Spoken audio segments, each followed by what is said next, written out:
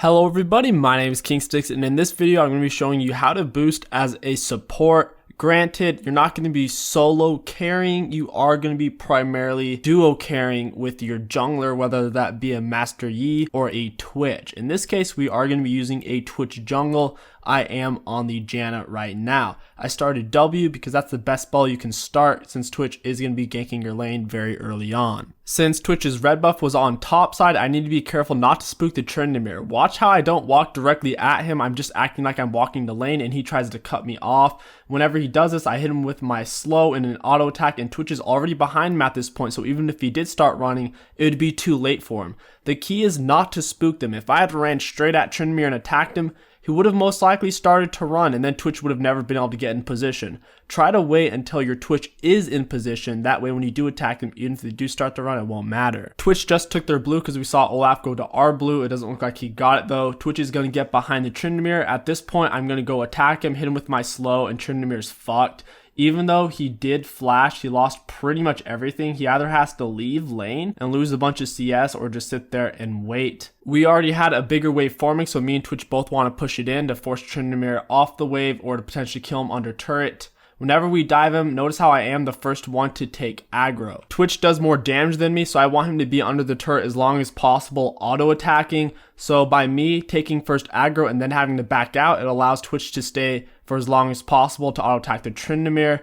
I did fuck up my tornado. If I didn't mess up my tornado on the Tryndamere, we would have killed him easier. Plus, I wouldn't have had to waste my flash.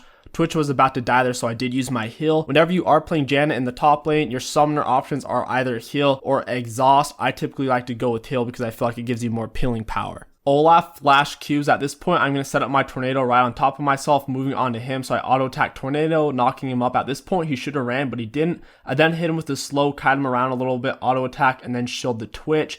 Notice how I didn't use my E early in this situation since we had a man advantage 2 versus 1.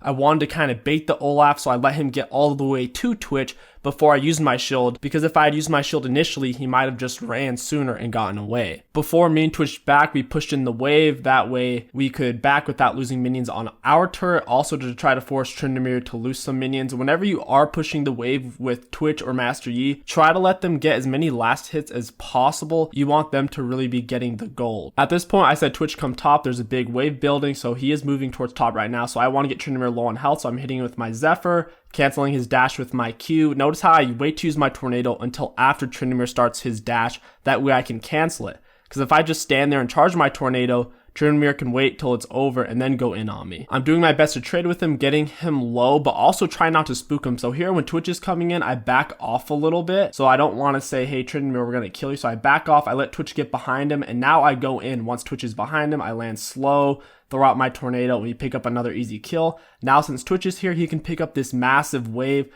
which is going to give him a huge gold advantage. And you might be wondering, well, what about your gold? On my first back, I built a Nomad's Medallion. That way, whenever Twitch does take the whole wave, I'll still be getting a couple of gold coins from it and some mana as well. It also gives other really useful stats like movement speed, mana regen, and cooldown reduction, which are all nice for support top. Tryndamere slows Twitch, and Twitch is also close to the wall, so it makes it easy for Olaf to land his axe. At this point, I charge my tornado, line it up with the wall so they have nowhere to dodge. I land a double knockup because I knew they were going to go in since they land 2 slows on my Twitch and he's low on health. At this point, I shield the Twitch, use my auto attacks, and we get a kill on the Olaf. And we're also going to finish pushing in this wave, dumping them into the turret. We could kill Tryndamere under the turret. I would just take first aggro. We back off though because we thought Zed was roaming top. Once we see him mid lane, we're going to go back in on the Tryndamere. Here I make a really big mistake. I should have just shielded the Twitch and let him essentially kill Tryndamere because Tryndamere is walking out with his minions right now. Instead, I exit the bush and scare the shit out of the Tryndamere, and he starts running away. This puts Twitch in a really bad spot, ends up forcing him to overcommit. Luckily, he gets the kill and he only gets executed, so it actually turns out decently. But if I just let Tryndamere push up with his minions like he was already doing, he could have walked past us. I could then Zephyr him once Twitch was behind him, and it would be a really easy kill. I accidentally walked outside of the bush, really bad on my part. Twitch's red buff is up, plus Tryndamere's pushing, so it's a good opportunity for Twitch to just take red golems and then come immediately top. Really good pathing. This time I run straight at Tryndamere since we're already behind him.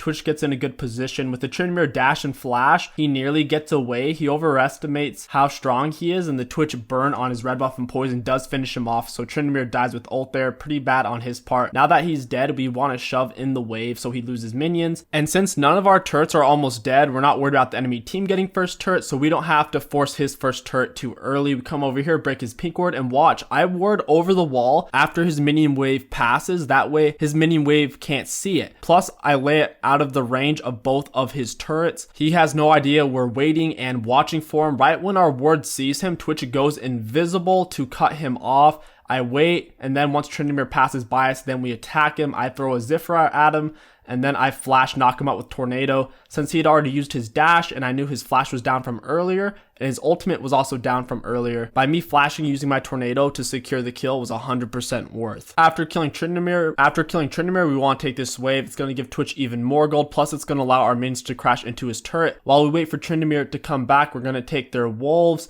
and if Gromp was up, we could have potentially taken that as well. Now we see Tryndamere again with the same ward. We're going to do the same exact thing, and if you're paying attention from the way he's walking towards the bush just to check to see if we're in there, but since Twitch is leaving after we've already seen him, he can't even get up to the bush in time to check. We already are on top of him and he's dead. In all honesty, at this point in the game, it's over. We're just too far ahead. Even if our teammates were to start losing right now, me and Twitch are fed enough to carry this game. I know that sounds really cocky, but it's true. Here when Zed goes in on me, I knock him up. He then ults me. I ult him away, but the area on my Tornado drew turret aggro onto me. So after I ulted him away from me towards Twitch, I couldn't walk backwards since I was already in the turret aggro. I was just essentially dead at that point. Zed ulti plus ignite is really OP. If we weren't under the turret though, it would have been really easy. I didn't even knock him up under turret aggro. It was just that by the time my Aerie got to him, I was under his turret, and that's actually what drew the aggro. Tryndamere shoving hard, so Twitch comes back top lane for all the CS. Plus Dragon's down right now and Herald is up, so by us pressuring top, we get the most bang for our buck. Tryndamere's on our left, Zed's straight in front of us, and Olaf is closing in. I line up a Tornado. I get a double knock up, and the Tornado was semi-charged, so it was actually pretty big.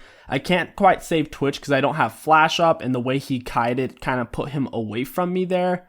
A little bit unfortunate situation. Luckily, Kel does come in, and she gets off the good ulti on me. I shield myself, and I get off another double knock up, killing the Olaf and knocking up the Tryndamere. Kel does finish off the Tryndamere, but to show you again what happened, so I line up my Tornado.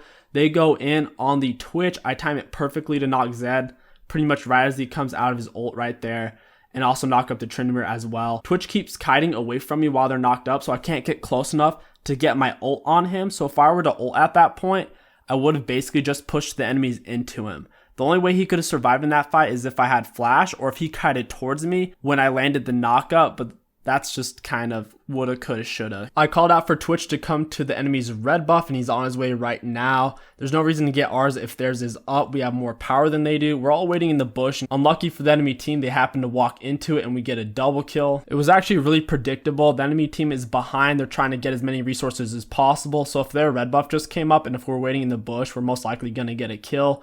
Olaf is mid lane for no reason. I run up, bait him into fighting since I'm low. Twitch does enough damage that there's no way he could get close to me. Plus with my knockup, unless he had ultimate and flash, would have been the only way he could have killed me. I rush an Unholy Grell. It gives a lot more healing and power in the early game. Typically, you don't actually want to rush an Ardent Sensor on Janna because Ardent Sensor scales with your level. So if you get Ardent Sensor when you're level 7, it's really not doing that much. But Unholy Grail is still really strong even if you're level 2, which is why I typically like to rush it first. Now, if the enemy team has absolutely 0 AP, it's usually not good to build it because the MR on it's wasted. But I just felt like in this case, it would.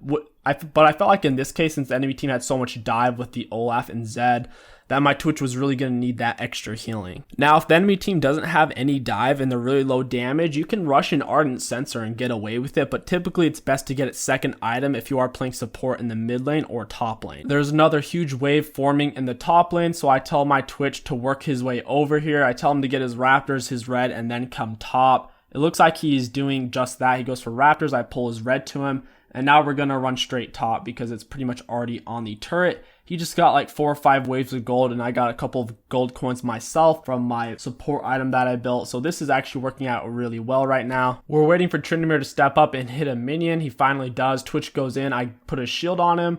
I land a perfect tornado on the Zed. I'm going to go ahead and slow that down for you. I time it perfectly right whenever he's hittable. It knocks him up, so he doesn't even get a chance to auto attack the Twitch. It probably looks like I scripted that, but honestly, if someone needs scripts to play Janna, they're kind of retarded.